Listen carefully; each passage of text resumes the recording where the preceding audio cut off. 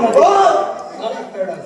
मग पहा ते जे दिसणारं डोह आणि त्या पाण्याच्या डोहात जर मी सांगितली तर तुम्ही उडी देणार आहात. उडी मारून मरणार होता थांबा म्हणाले. आता नको. एवढं नव्हे, तुझ्यासाठी वडवा समोर भेटतोय. फक्त तुझ्या मुखात तू शब्द आले जा त्या वडवात तिथं प्रवेश करे. नाही या क्षणीमात हवं ते तुझ्यासाठी मी देऊ शकतो. मला खात्री आहे ना. मी तुझ्यासाठी वाटेल ते करेन. मी फक्त शब्द बोलले आणि तुम्ही त्या डोहात मला फक्त पाहायचं होतं पण मला पूर्ण खात्री वाटते.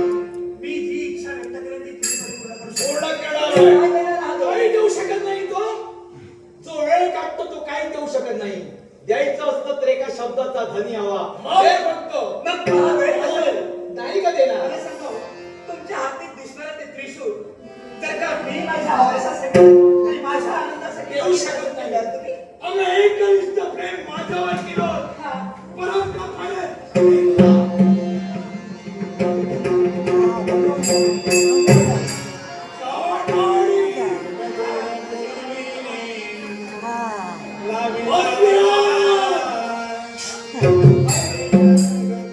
काय केलं होतं माहितीये.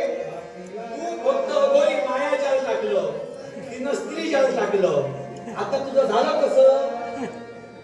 कधी मी कावा आणि घुस माझ्या भावा आणि हा कावे भाव अक्कल शक्कल लढून स्त्रीचा युक्तिवाद हिनं नाटकाला सुरुवात केली आणि त्या नाटकात प्रमुख भूमिका मी त्याच्यातच घेतली.